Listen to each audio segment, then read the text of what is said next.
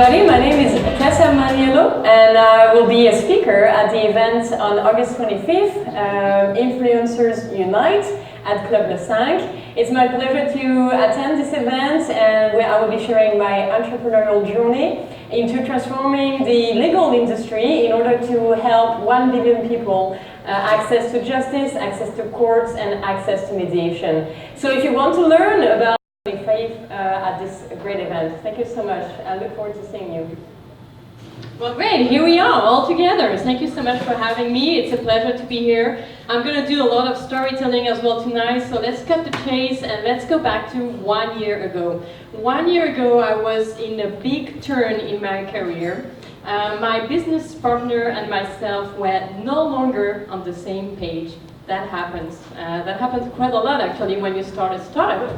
Unfortunately, but here's the good thing.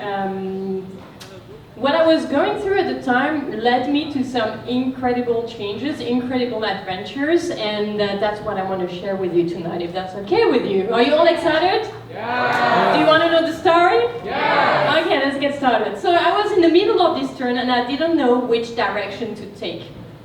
So I thought, why don't I take a bus to New York? Why not, right? When you don't know which direction to take, well, let's travel. So let's get out of our comfort zone. Let's travel and let's change perspective. So I took the bus to New York from Montreal. Arriving there, I met with a lawyer that connected me with the heads of all of the bar associations in the world that were meeting in New York at that time of the year, last year, in order to talk about the future of the legal industry. These tremendous challenges in the legal industry, we all know that it's too slow, it's too expensive, it's not user-friendly, and it's not digital. So I thought, okay, let's go there and let's see what those people have to say about it. Do they have a direction to take? So I went there, and I was lucky enough that my contact there brought me to those private roundtables with the heads of bar associations from all over the world. So you know, you have to be bold if you want to get shit done, you know. So you have to go for what you want.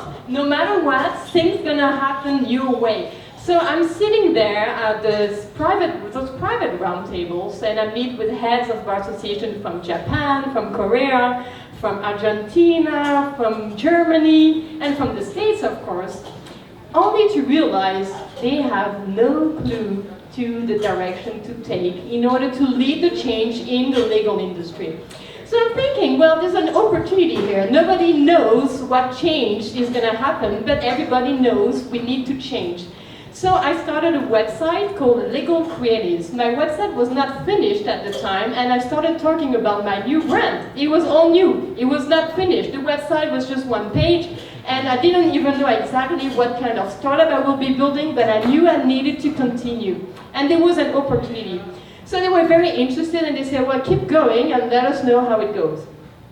Ladies and gentlemen, this entrepreneurial journey takes you to do some crazy stuff at times. And you have to do those crazy stuff because when you work for a good cause, which is the cause that is called to you, then you are unstoppable. So this is what happened last year, and I didn't know this was the beginning of an incredible journey. Let me share 3 tips with you and 3 stories so you can learn from my journey, and hopefully this can help you as well transform your industry and your communities and cities and countries as well. First tip I want to share, very important. Don't aim to be the best. Just be different, just be yourself. Last January, I was studying to become a lawyer here at the Bar Association of Quebec, and I was overwhelmed. I was pursuing 2 careers at the same time. I was pursuing the traditional legal career and at the same time an innovative legal career. And I've been doing that for 3 years, taking all of the courses at the university to learn about Canadian law, because as you can hear from my English-French accent, I'm from France. So it took me 3 years to pursue those 2 tracks, and I just couldn't do it anymore. I was exhausted, tired, I had no energy, and I was feeling almost like schizophrenic, you know. How can one be traditional and innovative at the same time? So I decided, you know what, maybe I need to just be myself. I don't really relate to the traditional field. I relate more to creativity and innovation. So instead of being like other people and being a lawyer, why don't I do something that is more related to who I am? I took this very radical decision to drop the Quebec Bar School. Everybody was kind of thinking, Tessa, you've been working for 3 years for that. I said, yeah, but I want to go instead in the States and learn about creativity and innovation. So I took another bus to Toronto and then to Buffalo in the States to learn about creativity. Creativity and innovation. There I met amazing people. I totally related to them and to their personal and professional journey. And I was so amazed to see all of the support they gave me and the help they gave me in order for me to pursue this quite unusual journey. So this is my first tip. It's my first tip. If you want to change the world, if you want to influence the world, don't try to be like the world. Just be yourself and make a difference. My second tip now, you have to invest in yourself. There was someone, Charles, who mentioned about stop spending on material things. So last year, when I was in this kind of crisis and transition, I decided to become minimalist. Minimalist is you have as few things as possible, so you can focus your mind and your energy on what really matters. That means I became so minimalist I didn't even have an apartment anymore because I was living with my business partner at the time and we kind of broke up, so I had no apartment. So I said, okay, finding a new apartment is really not my priority. My priority is to focus on myself and on my business. So I just went around the city to different places, renting rooms and apartments in a nomadic way in my own city, but that allowed me to really focus on my business and to focus on my priorities. And because of that, I was approached by the Web Summit, which is the biggest tech conference in the world.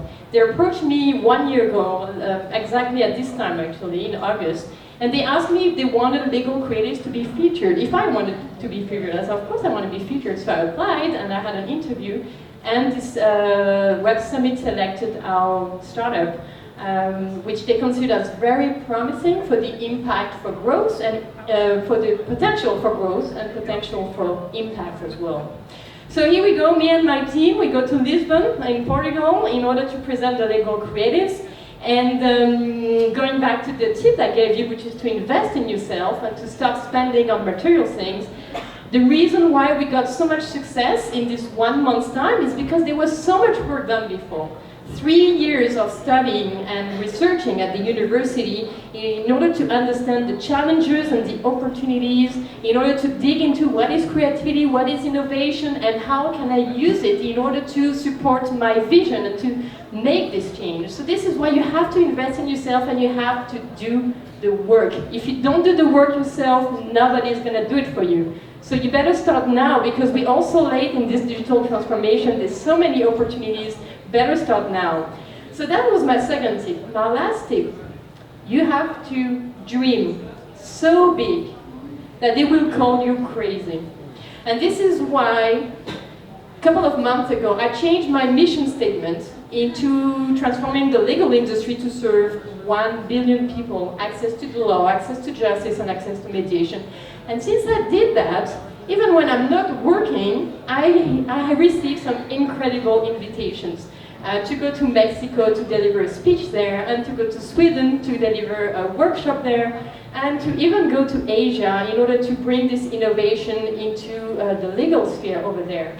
So what I mean by that is, once you start and you decide for yourself that you want to make a difference, you want to bring a change, and you have a very specific mission statement that is transformative, then not only you will inspire others, but mostly you will inspire yourself to change, right?